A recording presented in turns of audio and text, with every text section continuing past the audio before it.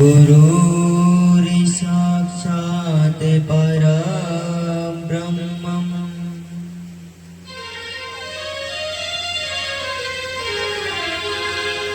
तस्मै श्री गुरुवे नमः।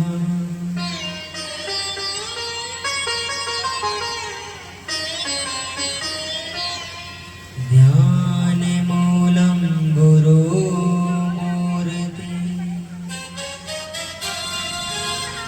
पूजामूलं गुरुपदम्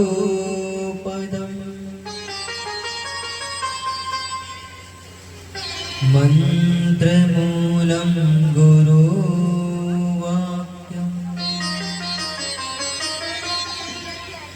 मोक्षमूलं गुरुकृपा।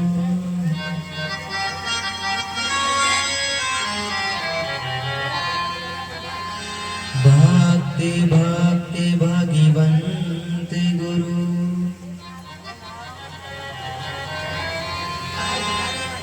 चतुर्नाम बाकुए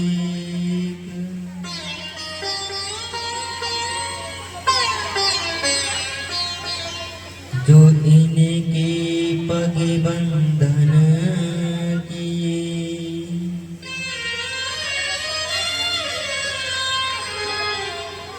देवाना सो विघ्न अनेक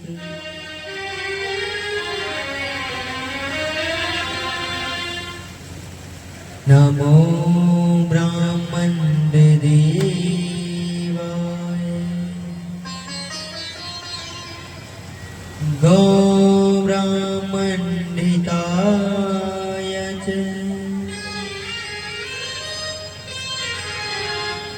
जगद्धिताय कृष्णाय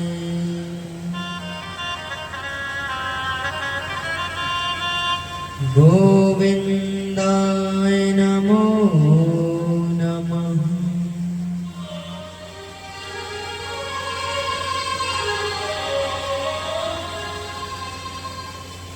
आनंद धन गोविंद मन मंदिरे अनन्य निवासिनी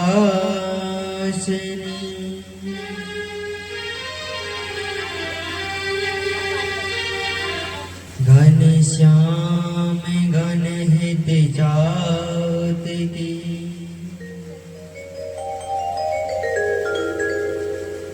घनश्याम घना हित मोरनी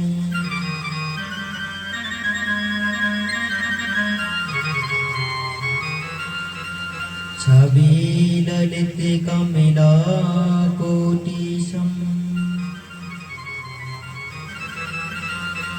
नवनीले अंबरधारिणी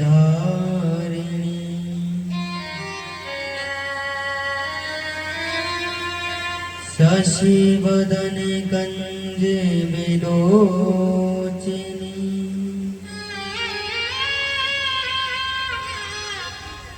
श्री चंद्रिका मृदुहासिनी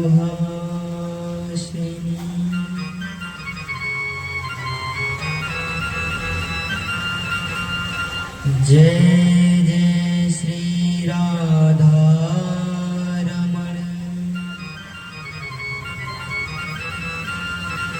जय जय नवल किशोर जय गोपी चित चोर प्रभु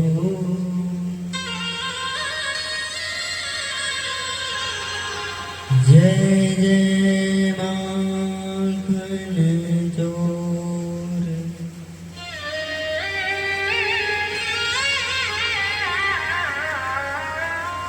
जय जय माखन चोर।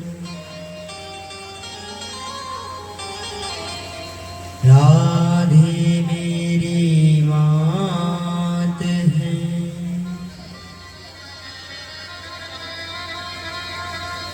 पिता मेरे घनश्याम,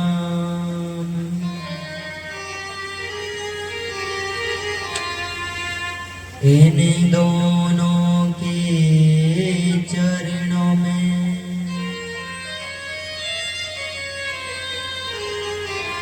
मेरा कोटि कोटि प्रणाम।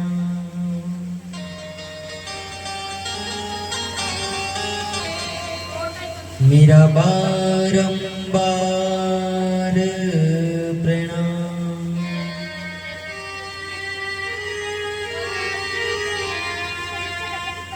आए हो तो प्रेम से लो हरे का नाम।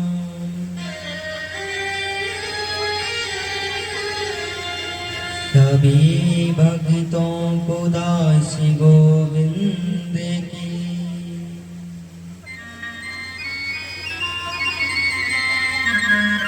जय जय राधे श्याम।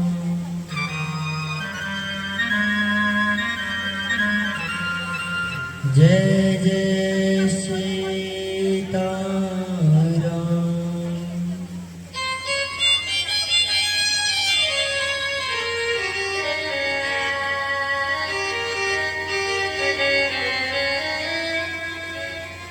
श्रीमद् भागवत कथा प्रांगण में आगमन सभी भक्तों को व्यास मंच की ओर से दास गोविंद की जय श्री राधे, जय जय श्री राधे। परम मंगलमय परात्पर अखिलेश्वर अकारण करुणा वर्णालय भक्त वांछित कल्पतरु श्री तड़िंदुत विनिंदित पीतांबरधारी बाल कृष्ण लाल की वांगमयी प्रतिमूर्ति श्रीमद् भागवत महापुराण षष्ठम दिवस की आज अरिहंत वाटिका की इस परम पावन धरा पर प्रवाहित होने के लिए जा रही है। आज की इस मंगलमयी ज्ञानमयी अमृतमयी ज्ञान गंगा में प्रवेश करने से पहले हम हमारे प्रभु के नाम का, किशोरी के नाम का, ठाकुर के नाम का बड़ा ही मंगलमय गुणगान करते हुए आज की इस मंगलमयी ज्ञान रूपी गंगा में गोता लगाएंगे, प्रवेश करेंगे। बोलिए श्रीमद् भागवत महापुराण की जय।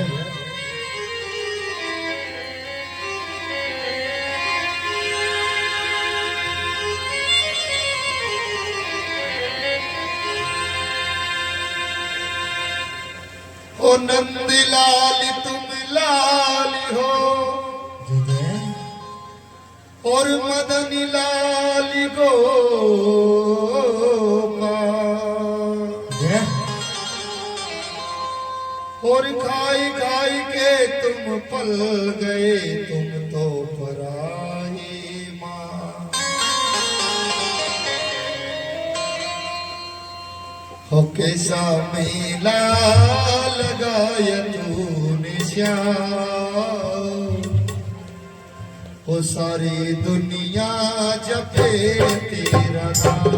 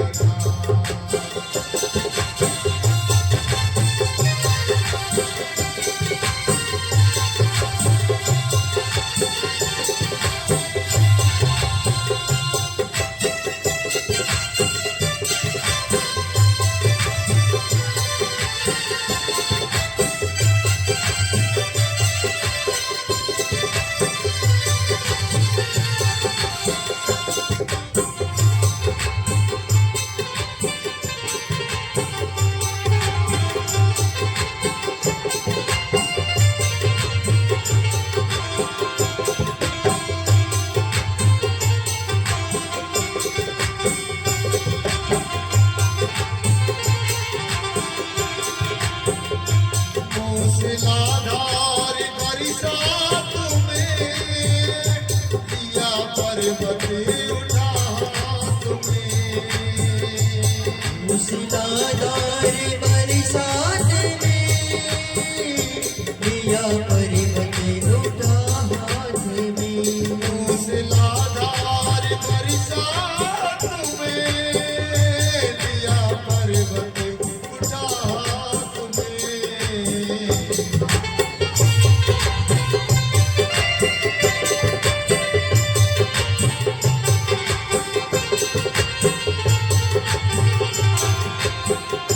आए ब्रजवासियों के काम, आए ब्रजवासियों के काम, सारी दुनिया जपे तेरा नाम।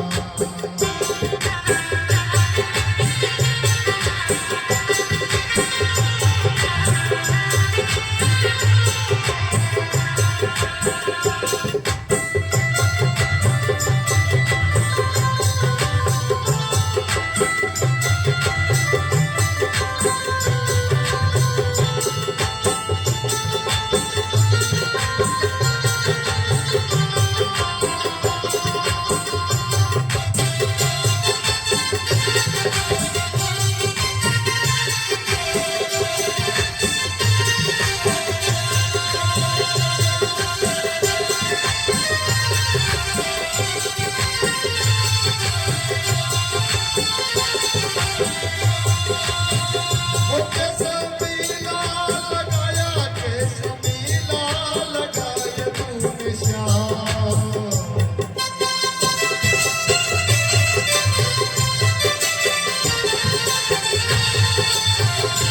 कैसा मेला लगाया तूने श्याम, सारी दुनिया जपे तेरा नाम।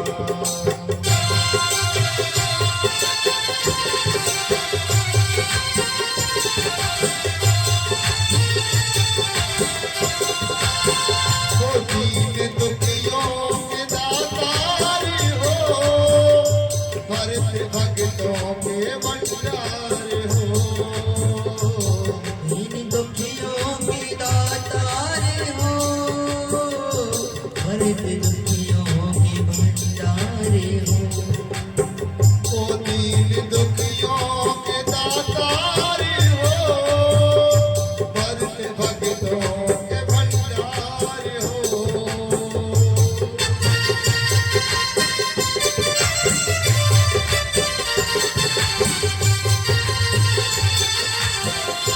तेरे चरणों में जीवन तमा, तेरे चरणों में जीवन तमा, सारी धरती जपे तेरा नाम।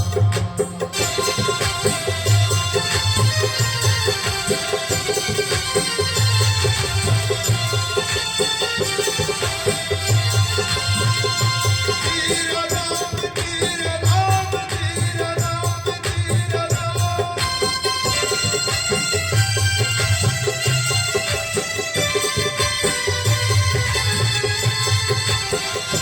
कैसा मेला लगाया तूने श्याम, कैसा मेला लगाया तूने श्याम, सारी धरती जपे तेरा नाम।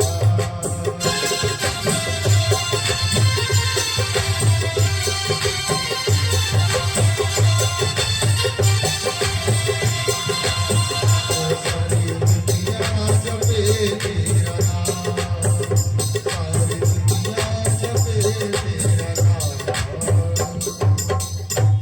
बोलिए बाल कृष्ण कन्हैया लाल की जय। बोली राधे रानी सरकार की, जय हो। श्रीमद् भागवत महापुराण की। अब तो आप सभी भक्त अपने मन को वहीं ले चलिए जहां कल हमने कथा को विश्राम दिया था महाराज। बड़ी ही सुंदर आज छठवें दिवस की श्रीमद् भागवत कथा श्री सुखदेव मुनि महाराज, व्यास जी महाराज राजा परीक्षित को से वर्तमान करा रहे हैं महाराज। राजा परीक्षित को श्राप लगा है 7 दिन में मृत्यु का श्राप। तक्षक नामक सर्प के डसने से मृत्यु का श्राप। अब तो महाराज कहते हैं, श्री सुखदेव जी महाराज के ही परीक्षक पर्जन्यो भगवान इंद्रो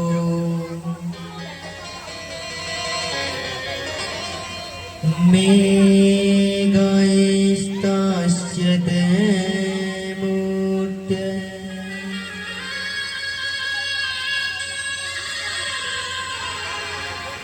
ते अभिवसन्ति भूतानां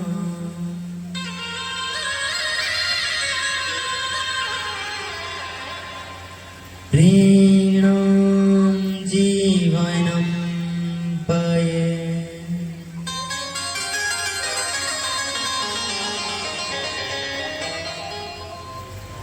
श्री सुखदेव जी महाराज कहने लगे, राजा परीक्षित, आप निरंतर 6 दिन से कथा का श्रवण पान कर रहे हो, आज 6वां दिवस है। आपको श्राप लगा है 7 दिन में मृत्यु का श्राप। आपकी मुक्ति का एकमात्र उपाय है श्रीमद् भागवत कथा महापुराण। मैं आज आपको 6वें दिवस की कथा का श्रवण पान कराने जा रहा हूं। राजा परीक्षित कहने लगे, बोले कल किस प्रकार से एक छोटे से 7 वर्ष जिस बालक की आयु है महाराज, 7 वर्ष के कन्हैया, और कन्हैया जी ने इतने बड़े भारी गिरवर गिर को अपने नख पर धारण कर लिया। बोली गिरिराज महाराज की। अब तो महाराज इंद्र अपना प्रकोप दिखा रहा है। इंद्र अपना प्रकोप दिखा रहा है महाराज। सारे ब्रजवासी गिरिराज जी की शरण में आ गए महाराज। सब ग्वाले वाले सखाओं ने अपनी अपनी लाठी लगा ली महाराज। सब ब्रजवासी ने मिलकर अपनी अपनी लठिया को सहारा लगा लिया, और जब अपनी अपनी लाठियों का सहारा लगाया तो श्री सुखदेव जी महाराज कहते हैं कि कन्हैया जी के सन्मुख किशोरी जी राधे रानी खड़ी हुई है महाराज। अब कहते हैं कि इंद्र को तो कुछ समय बाद ही पता चल गया था कि यह परमात्मा है जिन्होंने गिरिराज जी को धारण कर रखा है, क्योंकि किसी साधारण बालक के तो बस की बात है नहीं इतने भारी पर्वत को धारण करना। बोले यह साक्षात परमात्मा है।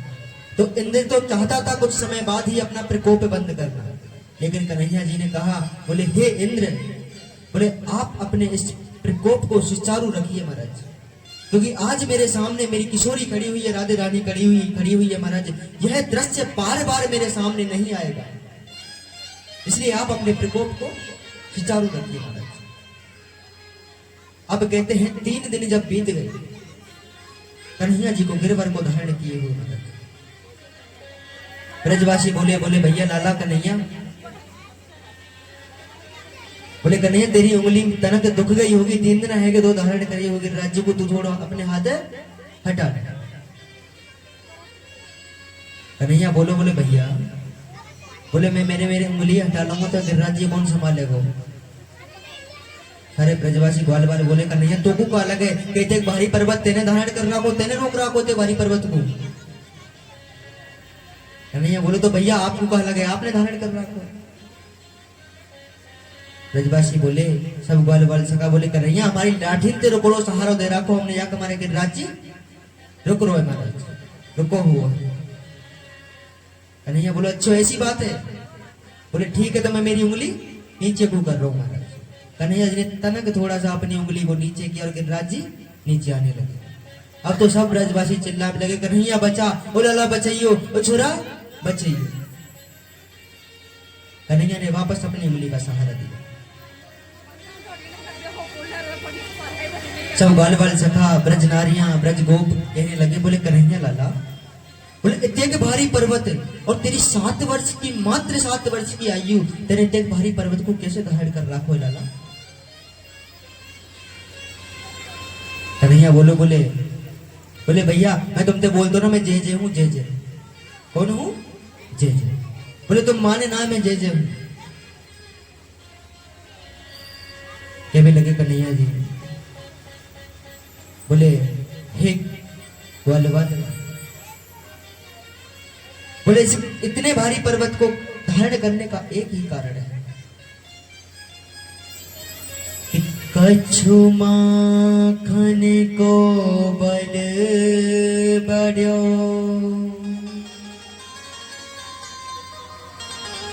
कछु गोपिन करी सहाय,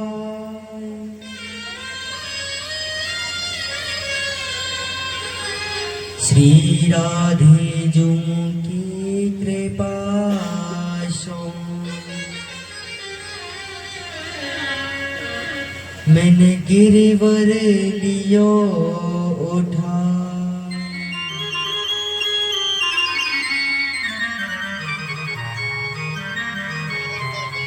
बोले कछु माखन को बल बढ़ो, जो मेरी मैया मुझको माखन खवाए करे ना, कछु तबा को बल बढ़ो, और कछु ये गोपी है इनने मेरी सहायता करी, और श्री राधे रानी जो मेरे सन्मुख खड़ी हुई है, आज मेरी राधे रानी की कृपा से मैंने इस गिरिराज जी को धारण कर लिया। बोली राधे रानी सरकार की जय।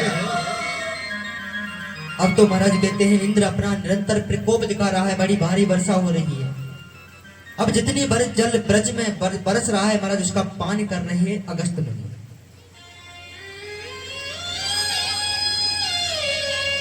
अगस्त मुनि सारे जल का पान कर रहे हैं महाराज। राजा परीक्षित कहने लगे, बोले हे सुखदेव जी महाराज, बोले ये अगस्त मुनि कौन है जो ब्रज के सारे जल का पान कर रहे हैं?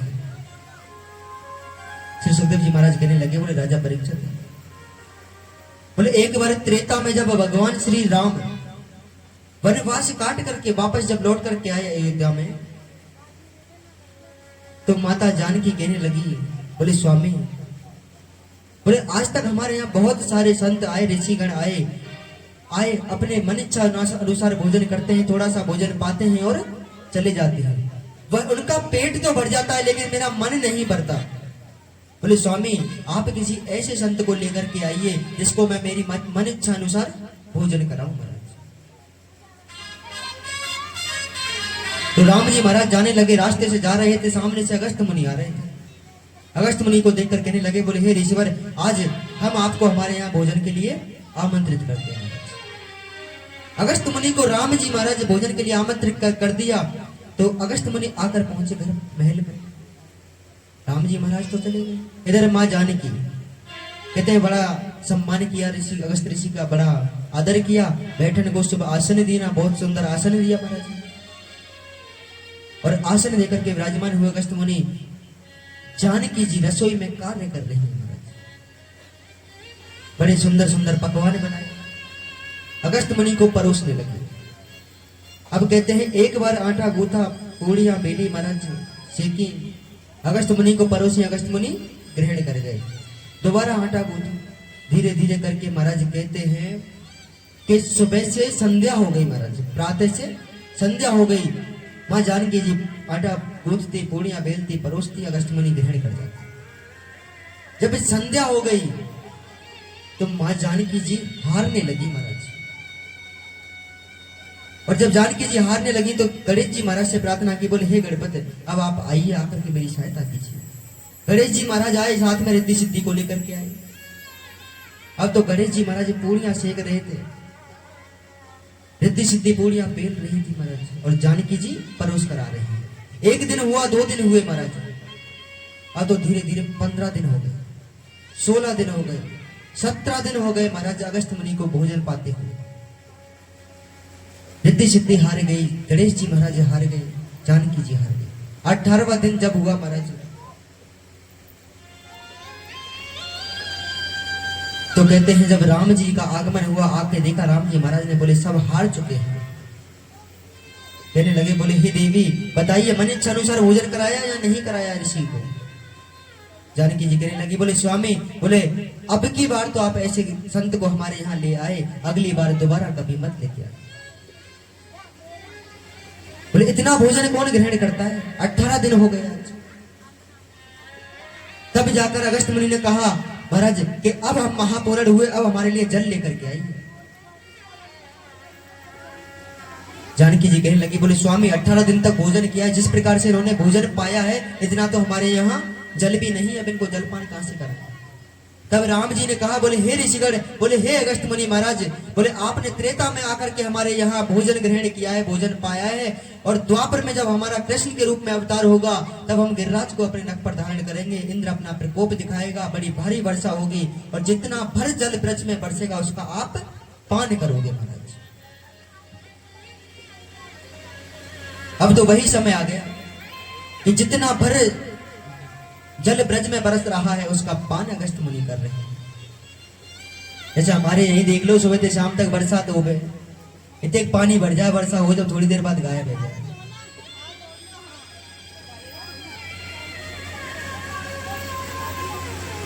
बोलिए गिरिराज महाराज की। अब तो महाराज कहते हैं गिरिराज जी को धारण करते हुए 7 दिन बीत गए कन्हैया जी को, 7 दिन हो गए महाराज।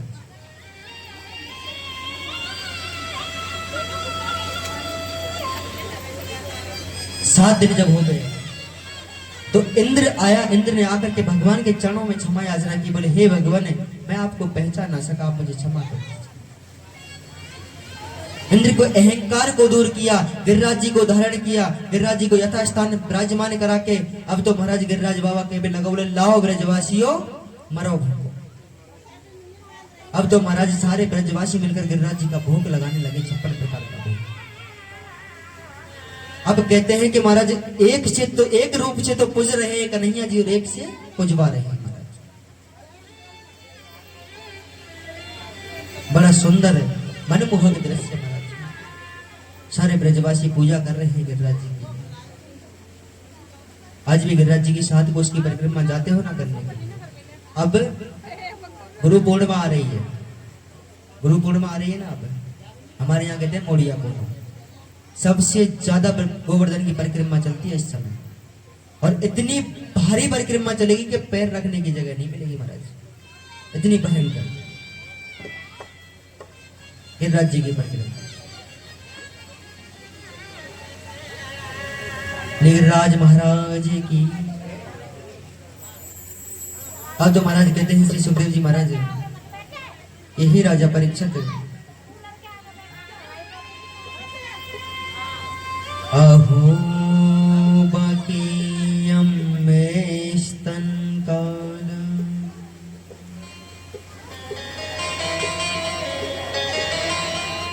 कोटि जिंघाशया पदस्य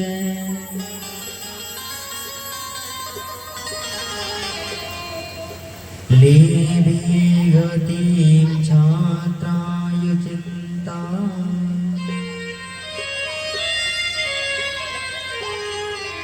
कं वादयालो शरणं ब्रज।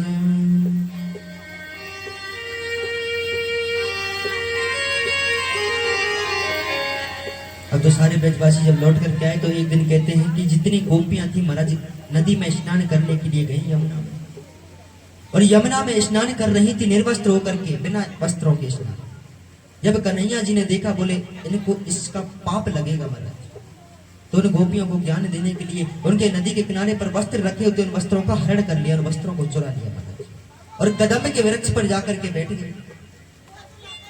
अब जब स्नान करके गोपियां बाहर निकली, देखा वस्त्र नहीं है स्थान पर, बड़ी चिंता होने लगी, वापस जल में चली गई। पुकारने लगी, बोले हे कन्हैया, बोले हे गोविंद, हे माधव, आप आकर के हमारी लज्जा बचाइए। बोले अब आप ही सहारा हैं जो हमारी लाज बचा सकते हैं महाराज। जय राधे।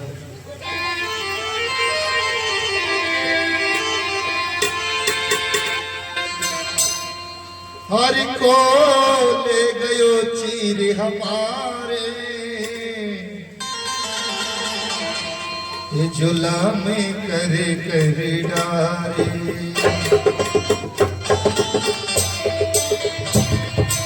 हरि को ले गयो चीर हमारे, झूला में करे कर डारे।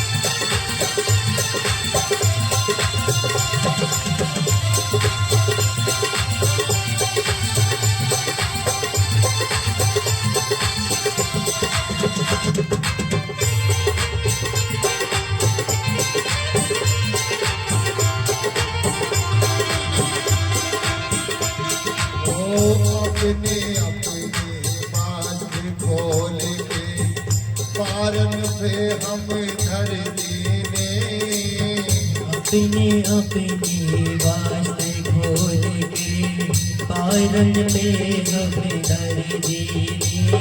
ओ अपने अपने वस्त्र खोल के पारन पे हम धर देने।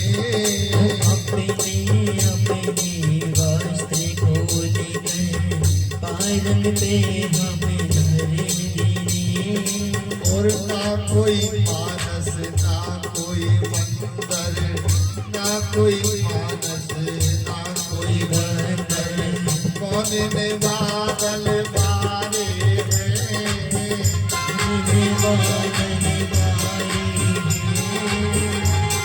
कोई मान उठना नहीं बंदर और कोने बादल भारे जुड़ा दे कर कर डारे और कोई तीर हमारे और जुड़ा दे कर कर डारे।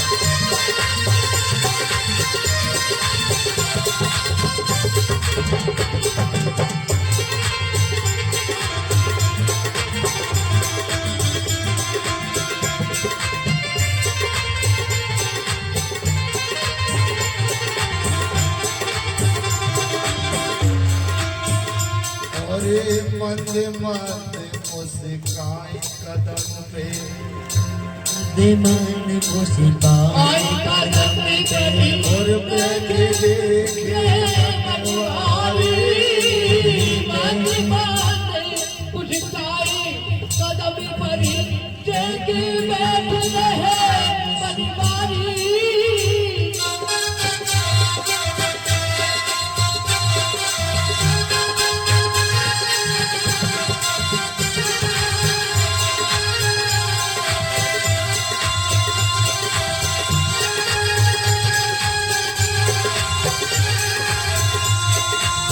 मंद मंद मुस्काई कदम पे, बैठे देखे बनवारे। मंद मुस्काए कदम पे बैठ देखे गिरधारी। खोल गयो चीर हमारे,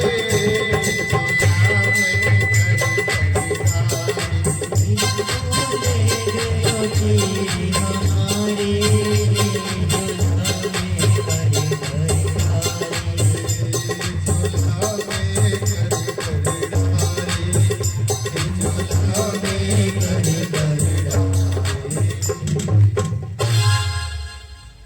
बोलिए कृष्ण कन्हैया लाल की। जय हो।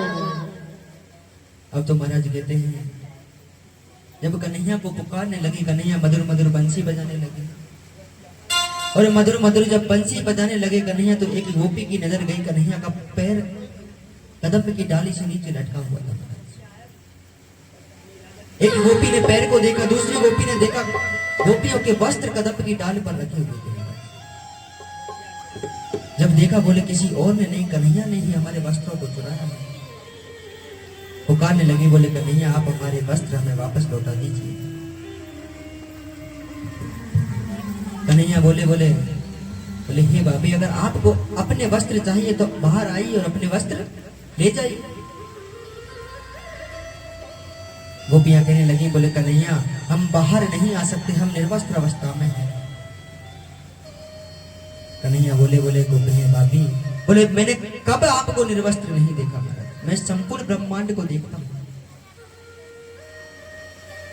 तब कन्हैया कहने लगे, बोले बोले हे गोपी, बोले नारियों को स्त्रियों को कभी भी है ना निर्वस्त्र होकर के जल में स्नान नहीं करना चाहिए। अगर निर्वस्त्र होकर के जल में स्नान करती है तो उसका पाप लगता है।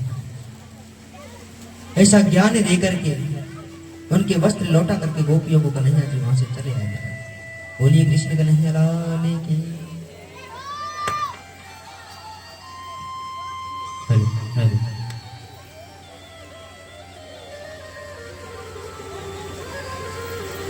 जय। श्री सुखदेव जी महाराज कहते हैं कि परीक्षित, अब तो यहां पर कहते हैं कि एक दिन महाराज कन्हैया जी राधे रानी के साथ मिलकर महाराज राधे रानी से कहने लगे। एक दिन कन्हैया जी बोले, हे किशोरी, आज हम आपको मोर दिखाना चाहते हैं, नृत्य करते हुए मोर। किशोरी जी के मन में बड़ी अभिलाषा हुई, बोले हमारी भी बहुत अभिलाषा है कि हम भी नृत्य करते हुए मोर देखना चाहते हैं महाराज। कन्हैया जी कहने लगे, बोले ठीक है किशोरी, आप हमारे साथ चलिए, आज हमको नृत्य करते हैं, हम आपको मोर दिखाते हैं। तो कहां लेकर गए? बरसाने में जाकर महाराज, बरसाने की मोर कुटी पर जाकर किशोरी जी को ले गए। और जब गए वहां पर तो कन्हैया जी ने देखा तो वहां एक भी मोर नहीं महाराज, वहां पर एक भी मोर दिखाई नहीं दी। कन्हैया जी का मन थोड़ा उदास हुआ, कहने लगे, बोले किशोरी से कह तो दिया मोर दिखाऊंगा, वो भी नाचते हुए मोर, अब यहाँ तो एक भी मोर नहीं है, दिखाऊं कैसे? विचार करने लगे कन्हैया, झट से विचार आया, किशोरी से कहा, बोले किशोरी जी आप जरा देर यहाँ ठहरिए, हम जरा अभी आए। झट से गए कन्हैया और कहते हैं स्वयं मोर का रूप धारण कर लिया, एक मोर का रूप धारण कर लिया। बोलिए मोरा भगवान की। और मोर का रूप धारण करके कहते हैं बरसाने की मोर कुटी में कन्हैया जी नृत्य करने लगे मोर बन करके। ओ आयो रसिया मोर बनी आयो रसिया, हो आयो रसिया मोर बनी आयो रसिया, हो बरसा ओ बरसा ओ बरसाने की मोर कुटी में मोर बनी आयो रसिया, बरसाने की मोर कुटी में मोर बनी आयो रसिया, ओ आयो रसिया मोर बनी आयो रसिया, ओ आयो रसिया मोर बनी आयो रसिया, ओ बरसा बरसाने की मोर कुटी में मोर बनी आयो रसिया।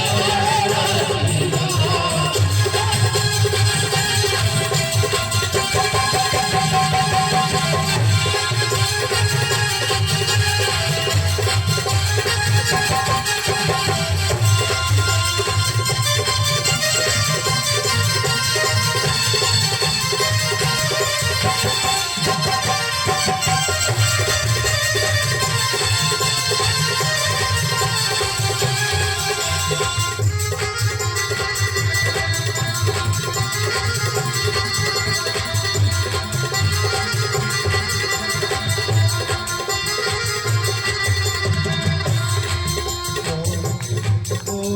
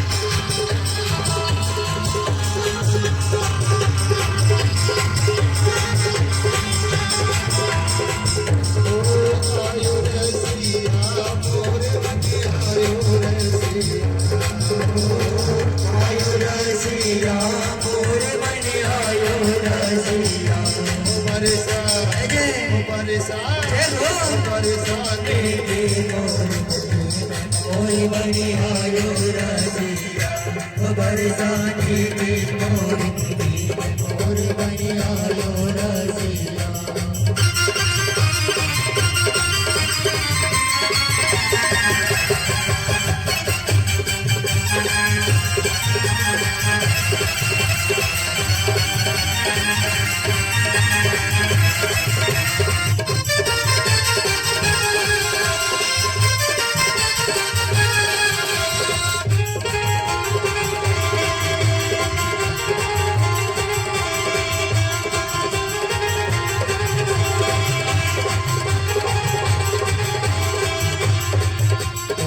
मोरा बन गए मदन मुरारी मोरा बन गए मदन मुरारी मोरा बन गए मदन मुरारी मोरा बन गए मदन मुरारी ओ ये सुनित कियो गिरधारी ऐसो नृत्य कियो गिरधारी ओ ये सुनित कियो गिरधारी ऐसो नृत्य कियो गिरधारी आज भी ऊपर मोहित हो गई सजनी सदिया ओ बरसा ओ बरसा ओ बरसाने की मोर बने आयो रसिया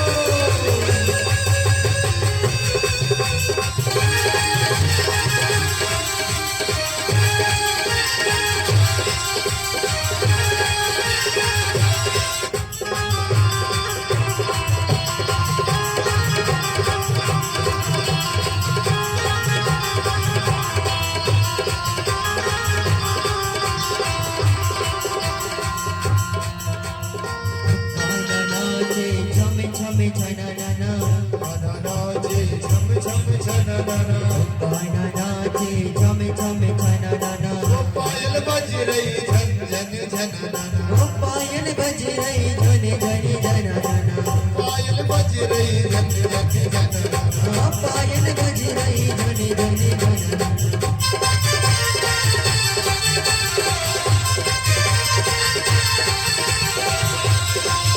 ओ सबके ताना के नाचे दिल के सारे सदिया ओ बरसा ओ बरसा ओ बरसाने के मोर कोठी में मोर बने आयो रसिया बरसाने के मोर बने आयो रसिया ओ आयो रसिया मोर बन आयो रसिया आयो रसिया मोर बने आयो रसिया ओ कहवर ओ बरसा कहवर मोर बने आयो रसिया मोर बने आयो रसिया मोर बने आयो रसिया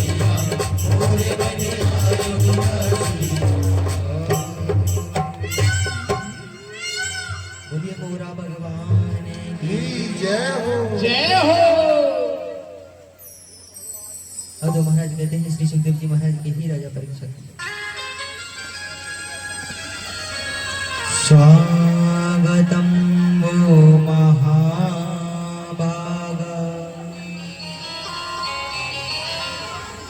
आस्यता में करिवा में किम यन्नो दीर्घच्छाया प्राप्ता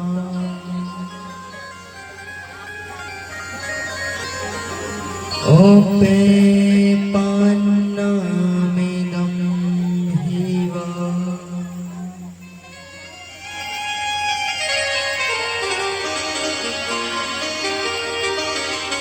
श्री सुखदेव जी महाराज कहने लगेंगे परीक्षा की कन्हैया ने स्वयं मोर का रूप धारण करके किशोरी जी के सामने नृत्य किया। इधर किशोरी जी बाट निहार रही थी, 2 दिन से कन्हैया जी नहीं आए और कन्हैया मोरा भगवान बन करके आए, नृत्य कर रहे महाराज। वापस लौट करके जब आए महाराज कहते हैं श्री सुखदेव जी महाराज के ही राजा परीक्षित। इधर कन्हैया जी गाय चराने के लिए गए हुए थे महाराज।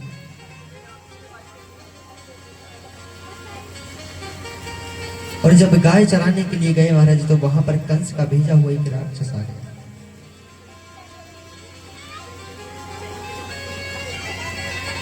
और तो महाराज कहते हैं कंस का भेजा हुआ एक राक्षस आ गया मायासुर, जो माया से अपना भेष बदलना जानता था महाराज। आकर के भगवान की सखाओं के साथ मिल गया।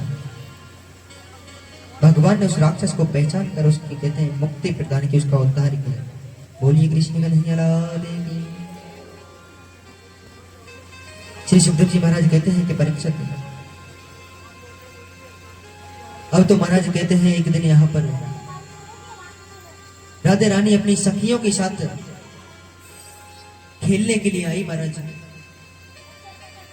और इधर कन्हैया जी अपने सखाओं के साथ खेलने के लिए गई अपना पर। और जब किशोरी जी आई तो उनके गले में एक बहुत ही सुंदर मोतियों की माला पहनी हुई थी उन्होंने। कन्हैया ने जब उस माला को देखा तो मन में विचार किया, बोले क्यों ना किशोरी के साथ थोड़ी ठिठोली की जाए, ठिठोली यानी मजाक किया जाए। अब इधर किशोरी जान गई कि कन्हैया मेरे साथ ठिठोली करना चाहते हैं। अब तो महाराज कन्हैया जी झट से किशोरी के पास गए और उस मोतियों की माला को हाथ लगाने लगे महाराज। इतने में किशोरी बोल पड़ी, बोले कन्हैया, बोले ये मोतियों की माला इतनी कीमती अगर टूट गई ना तो इसका मूल तुम्हें तो क्या तुम्हारे नंद बाबा भी नहीं चुका पाएंगे। बोले इतनी कीमती है मोतियों की माला है। जब इतनी बात सुनी महाराज कन्हैया जी को थोड़ा क्रोध आ गया, नाराज हो गए कन्हैया जी। और कन्हैया नाराज होकर के वहां से चले गए। अब कन्हैया जब चले गए तो उधर किशोरी जी अपने सखियों के साथ वापस चली गई। अब तो महाराज कहते हैं ना कन्हैया खेलने के लिए आते हैं ना किशोरी आती है महाराज, ना दोनों एक दूसरे से बातें करते हैं, एक दूसरे से नाराज हो गए। कन्हैया जी अपने गायों के जहां कन्हैया जी की गाय बंधा करती थी महाराज जी, अपने गायों के खिड़क में जाकर के सो गए। वहीं रहते कन्हैया जी, ना किसी से बातें करते ना किसी से जाकर मिलते महाराज। इधर किशोरी जी अपने कक्ष में अकेली रहती महाराज, ना भोजन ग्रहण करती ना किसी से बातें करती, बस रुदन करती रहती, रोती रहती महाराज। ब्रजभानु जी को चिंता होने लगी, बोले पता नहीं किशोरी को क्या हो गया, अपने कक्ष से बाहर नहीं आती, रोती रहती है महाराज। तभी नारद जी का आगमन हो गया ब्रजभानु जी के पास। नारद जी कहने लगे, बोले हे ब्रजभानु जी, आज आपका मुख कुछ दुखी प्रतीत होता है, इसका क्या कारण है? ब्रजभानु जी बोले हे नारद देव, हमारी एक कन्या है किशोरी, वह अपने कक्ष से बाहर नहीं आती, अपने कक्ष में रुदन करती रहती है महाराज, ना किसी से बातें करती है ना भोजन ग्रहण करती है। नारद जी ने कहा, ब्रजभानु जी, अगर कन्या अकेले में रोने अगर लग जाए तो समझ लेना वह विवाह योग्य हो चुकी है। तो राधे रानी विवाह योग्य हो चुकी है, अब आप उनका विवाह करा दीजिए। ब्रजभानु जी बोले हे नारद देव, बोले विवाह तो करा दूं पर कोई छोरा भी तो हुए। नारद जी बोले ब्रजभानु जी, बोले बस इतनी सी चिंता? बोले छोरा हमारे पास है, हमारी नजर में है। बोले वृंदावन में नंद बाबा रहते हैं महाराज, नंद को छोरा है कन्हैया। बोले नंद को छोरा कन्हैया? ब्रजभानु जी बोले नंद जी तो हमारे बहुत अच्छे मित्र हैं। बोले नंद जी तो हमारे बहुत अच्छे मित्र हैं। ब्रजभानु जी कहने लगे, बोले हे नारद देव, पर हमने सुनिए इनको छोरा चोर है, चोरी करे। बोले नंद को छोरा चोर है, चोरी करे। नारद जी कहने लगे, बोले हे ब्रजभानु जी, बोले चोर वोर का चुना वो तो ऐसे बदनाम कर रहा को महाराज। आज वो तो कोई का विवाह सगाई अगर हमने ना होने देना हो ना तो वैसे बदनाम कर दें छोरा छोरी, ताकि संबंध नहीं हो।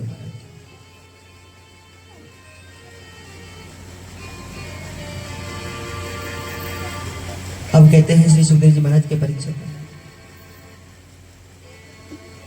जब इतना दृश्य हुआ, महाराज जी कहने लगे देखो साहब छोरा चोर वोर तो कछु ना, बस थोड़ा न शाम रो ने कार हो।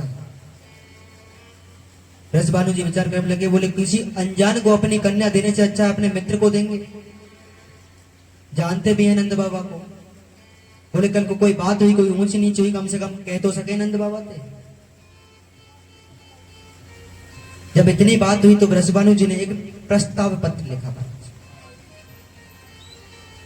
विवाह प्रस्ताव पत्र लिख करके कहते हैं महाराज जब हम किसी के यहाँ जाते हैं तो खाली हाथ नहीं जाते। आजकल जब ब्याह शादी हुए विवाह वगैरह तो पत्र आमे के नाम है। आमे कौन सी चिट्ठी, आमे में सफेद चिट्ठी पीली चिट्ठी नाम है का, तो खाली हाथ थोड़ी आमे गचु तो आते होगा उनके साथ। अब ब्रजबानु जी ने प्रस्ताव पत्र लिख के जब भेजो महाराज तो वाके साथ 108 खोमचे भर के भेजे, किसी में सोना, किसी में चांदी, हीरे, मोती, जवाहरात इत्यादि 108 खोमचे भर के भेजे महाराज।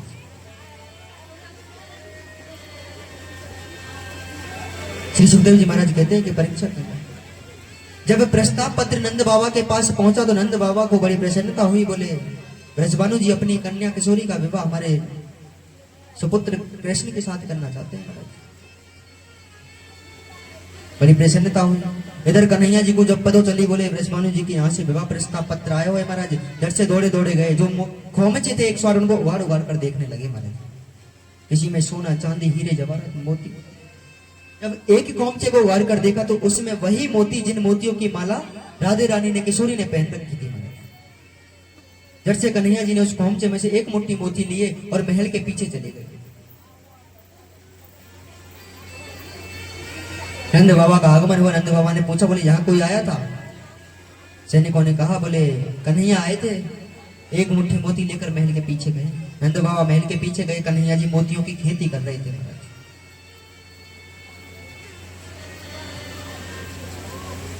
कन्हैया जी खेती कर रहे थे मोतियों। नंद बाबा कहने लगे, लाला कन्हैया। बोले भैया महल के पीछे क्या कर रहे हो? कन्हैया बोले बाबा मैं इन मोतिन की खेती कर रहा हूं। नंद बाबा बोले इतने मोतिन को कहा करे लाला? बोले बाबा एक बात बताओ, आपके पास प्रस्ताव पत्र आए हुए तो आप भी तो अपने विचार लिख के भेजेंगे, आपको भी तो पत्र भेजना पड़ेगा। बोले लाला बात तो तेरी ठीक है, भेजना तो पड़ेगा। तो बोले आप भी तो खाली हाथ तो आप भी नहीं भेजोगे, तो आप 108 मोतियों के खोमचे भर करके भेजना महाराज। कन्हैया जी ने मोतियों की खेती की। इधर नंद बाबा ने स्वीकृति पत्र लिखकर भेजा, बोले हमको विवाह मंजूर है। और उसके साथ 108 कहते हैं खोमचे भर दिए मोतियों। ब्रजबानु जी के यहाँ बरसाने में पत्र पहुंचा तो ब्रजबानु जी ने पत्र को बड़ा बड़ी प्रसन्नता हुई। बोले विवाह के लिए मान गए नंद बाबा। इधर किशोरी जी को पता चला, राधे रानी को, बोले कि महाराज नंद बाबा के यहां से पत्र आया है। तो गए जाकर के महाराज देखा, किशोरी जी ने पत्र को तो देखा नहीं, जो खोमचे आए हुए थे 108 उनको उगाड़ उगाड़ कर देखने लगे। एक को उगाड़ा मोती, दूसरे को उगाड़ा मोती, तीसरे को उगाड़ा वही मोती जिनकी माला पहन रखी थी, चौथे को उगाड़ा मोती, 10 उगाड़े, 12, 1500, 108 जब खोमचे पूरे उगाड़ कर देखे सब में मोती मारे। अब तो किशोरी जी को और क्रोध आ गया। अब तो महाराज और नाराज हो गई किशोरी जी। विचार करने लगी किशोरी जी, बोले मैंने थोड़ा मजाक का कर दिया कन्हैया के साथ, मैंने तो बदले में 108 मोती भेज दिए, खोमचे भेज दिए मोती के। अब तो और अधिक रोने लगी किशोरी अपने कक्ष में जाकर। इधर कन्हैया जी विचार करने लगे, बोले किशोरी जी ना तो खेलने के लिए आती है, ना बातें होती है किशोरी से। बोले किसी भी प्रकार से बोले किशोरी से मिला तो जाए, आखिर संदेश तो लिया जाए कि किशोरी कैसी है, विचार तो पता करें किशोरी जी के। खिड़क में गायों के खिड़क में बैठे हुए थे, मनी मन विचार कर रहे थे, पर मिला कैसे जाए महाराज, जाया कैसे जाए। जब से वहां पर एक मनिहारी आ गई महाराज। मनिहारी यानी चूड़ी बेचने वाली। आवाज लगा रही, बोले चूड़ी ले लो, चूड़ी ले लो। कन्हैया जी ने जब मनिहारी को देखा तो मन में विचार आया, बोले क्यों ना मनिहारी का वेश बनाकर जाया जाए। झट से उस मनिहारिन से सारी चूड़ियां ले ली कन्हैया जी और महल के अंदर गए। यशोदा मैया के वस्त्र लेकर के आए, धारण कर लिए स्वयं कन्हैया ने। एक झोली टांग ली महाराज, उसमें सारी चूड़ियों को भर लिया और कहा बरसाने जाकर पहुंचे महाराज मनिहारी का वेश बनाकर। आइए मीठी मीठी तालियों के साथ कि मनिहारी का भेष बनाया, श्याम चूड़ी बेचने आया।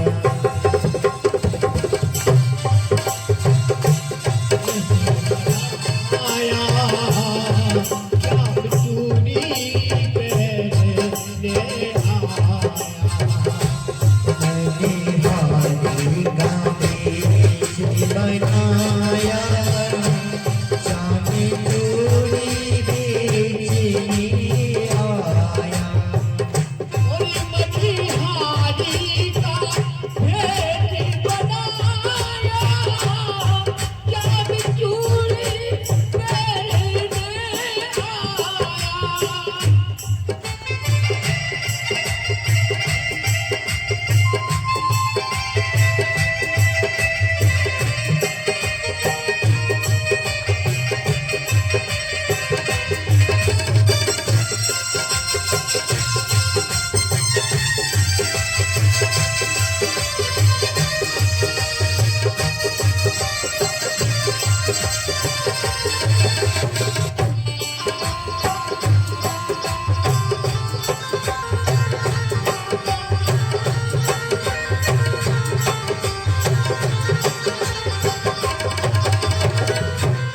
तो महाराज जब मनिहारी का वेश बनाया तो झोली कांधे पर टांगी, उसमें चूड़ियां बनी।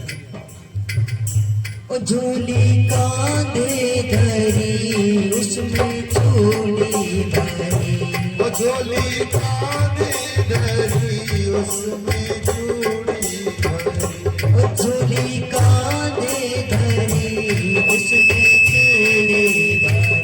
ओ झोली कांधे धरी, उसमें चूड़ी भरी। गलियों में शोर मचाया, श्याम चूड़ी बेचने आया।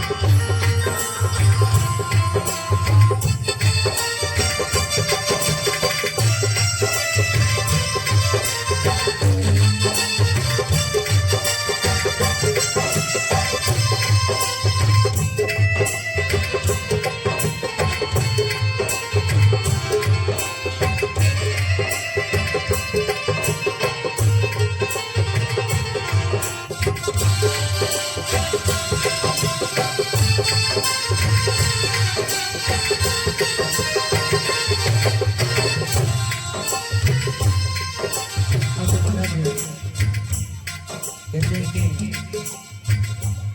जब चूड़ी बेचने गए कन्हैया जी तो शोर मचाने लगे। तो राधा रानी ने सुनी, किशोरी ने पुकार सुनी और ललिता से कही कि हे ललिता, जाओ जाकर चूड़ी वाले को बुलाकर लेकर कहने लगी। राधा ने सुनी ललिता से कही, राधा ने सुनी ललिता से कही। ओ राधा ने सुनी ललिता से कही। राधा ने सुनी ललिता को तुरंत बुलाया, श्याम चूड़ी बेचने आया। हरि को तुरंत बुलाया, श्याम चूड़ी बेचने आया। बलिहारी का बलिहारी का बेच बनाया, श्याम चूड़ी बेचने आया।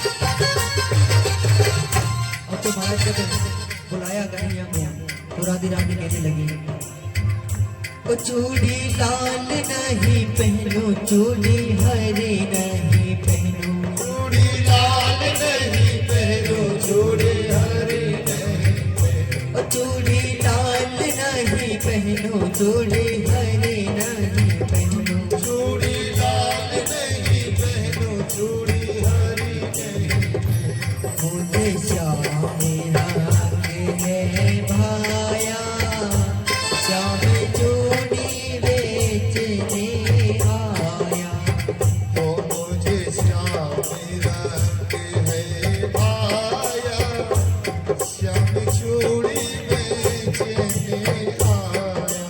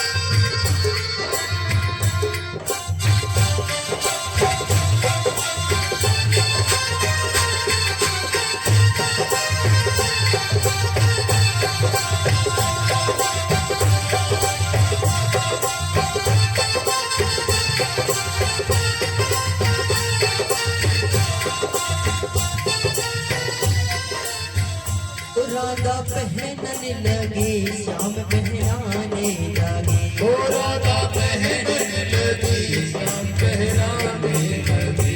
ओ राधा पहनने लगी, श्याम पहनाने लगे। ओ राधा पहनने लगी, श्याम पहनाने लगी। धीरे से हाथ दबाया, धीरे से हाथ दबाया, श्याम चूड़ी बेचने आया।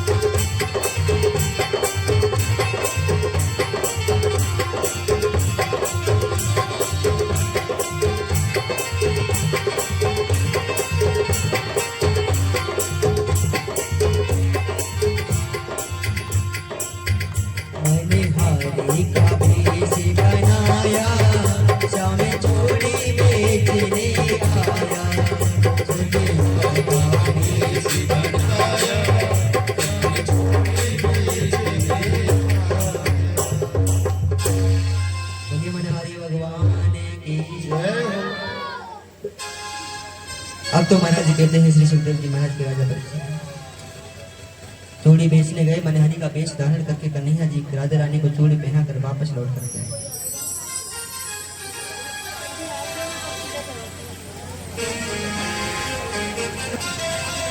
अब तो महाराज कहते हैं श्री सुखदेव जी महाराज के भी राजा परीक्षित एक दिन किशोरी जी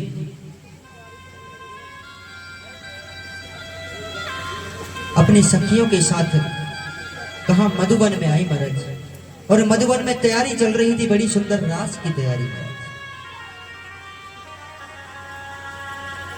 देखिए आज के दिन मैंने कहा था कल से कन्हैया जी की लीला भर लीला पर भजन, पर हमारे पास समय इतना नहीं होता कि भजन अधिक कर पाए, फिर भी जो जरूरी होते हैं वह बोलने पड़ते हैं। श्री सुखदेव जी महाराज कहते हैं कि परीक्षा इधर रास की तैयारियां होने लगी, महारास की। राधे रानी अपनी सखियों के साथ इधर ब्रज की सारी गोपियां उस रास में आई।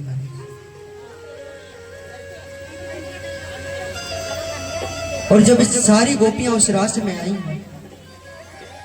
तो श्री सुखदेव जी महाराज कहते हैं बड़ा सुंदर रास की तैयारियां चल रही हैं, तो कन्हैया जी को आने में थोड़ा विलंब हो गया महाराज, थोड़ा समय लग रहा था कन्हैया जी को आने।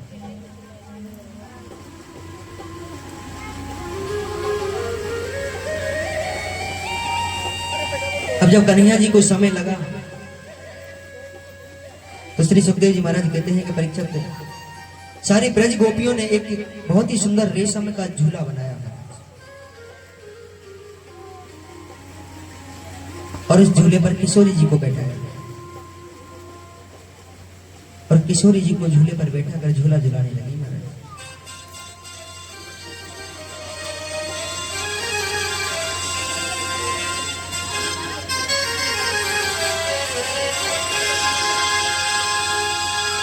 ओ झूला झूलो रे राधे रानी जय ओ झूला झूलो रे राधे रानी, झूला में तेरा श्याम आया रे।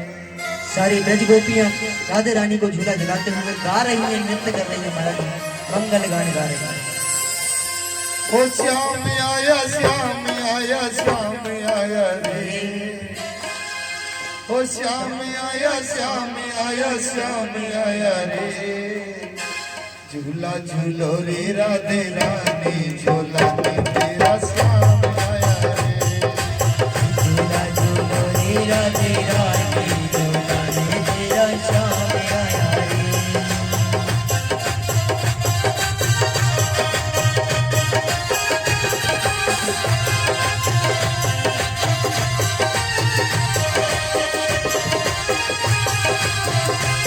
ओ श्याम आया श्याम आया श्याम आया रे। ओ श्याम आया श्याम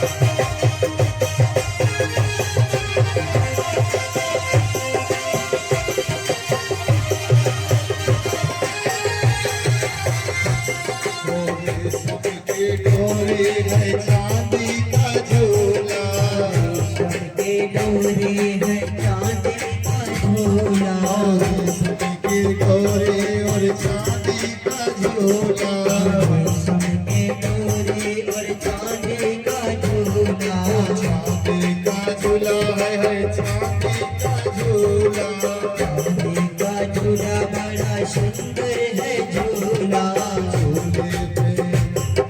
झूले पे तुझको झुलाए और राधे तेरा श्याम आया रे तेरा गोरी राधे राधे राधे तेरा श्याम आया रे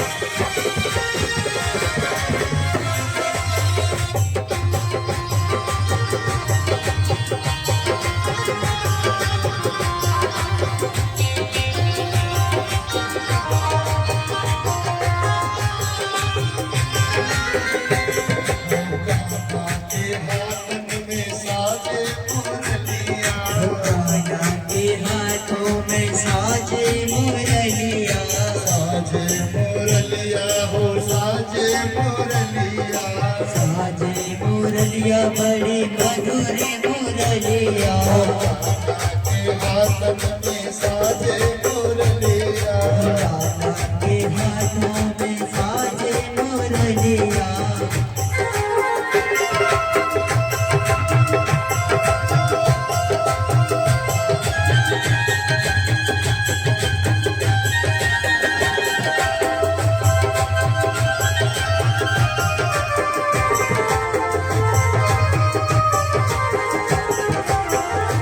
के हाथन में साजे मुरलिया राधा के हाथों में साजे मुरलिया साजे मुरलिया है साजे मुरलिया मुरलिया बड़े मधुर मुरलिया कान सुनाई राधे तेरा श्याम आया रे राधे राधे राधे तेरा श्याम आया रे ओ श्याम आया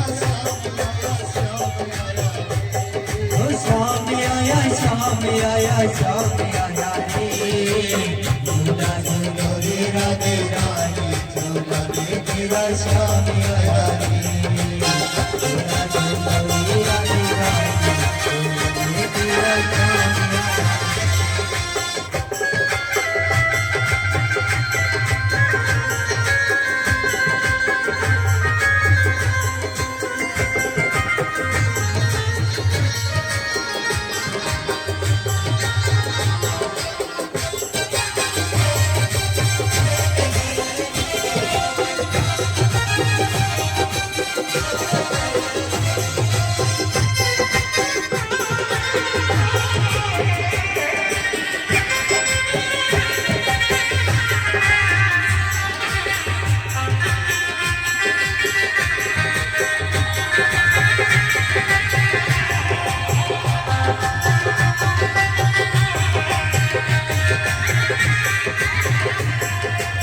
बुलाए तेरा प्रीतम हो सजनी से बुलाए तेरा प्रीतम हो सजनी से बुलाए तेरा प्रीतम हो सजनी से बुलाए तेरा प्रीतम हो सजनी हो सजनी है प्रीतम हो सजनी प्रीतम हो सजनी हाय प्रीतम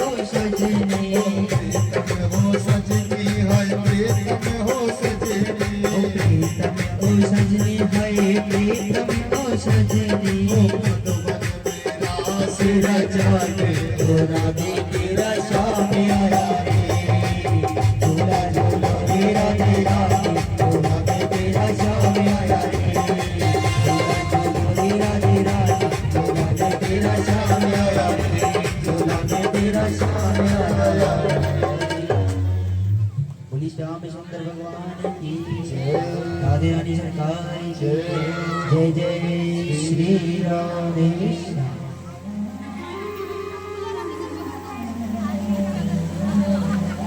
श्री सुखदेव जी महाराज कहते हैं कि राजा परीक्षित, बड़ा ही सुंदर दृश्य महाराज, दो दो गोपियों के बीच में मेरे सुंदर कन्हैया बड़ी सुंदर मधुर बंसी बजा रहे हैं, रास चल रहा है। यह राजा परीक्षित कहने लगे, बोले हे श्री सुखदेव जी महाराज, बोले यह गोपियां कौन हैं जिनके साथ कन्हैया जी कृष्ण कन्हैया रास कर रहे हैं, आप हमें बताइए। तब श्री सुखदेव जी महाराज कहते हैं कि हे परीक्षित, बोले यह गोपियां कोई और नहीं महाराज, यह गोपियां वही गोपियां हैं जब भगवान राम त्रेता युग में 14 वर्ष के वनवास के लिए गए थे महाराज। तो उस वन में, दंडक वन में जितने भर ऋषि थे तप कर रहे थे महाराज। और जब तप कर रहे थे, श्री सुखदेव जी महाराज कहने लगे, बोले राजा परीक्षित, या राजा परीक्षित कहने लगे, बोले भगवान ने गोपियों के साथ रास किया, बोले यह गोपियां कौन है। भगवान को पता था कि द्वापर युग में जो महाराज गोपियों के साथ मेरा होगा, इस रास को कलयुग का जो जीव है महाराज गलत दृष्टि से देखेगा। कलयुग का जीव इस रास को गलत दृष्टि से देखेगा।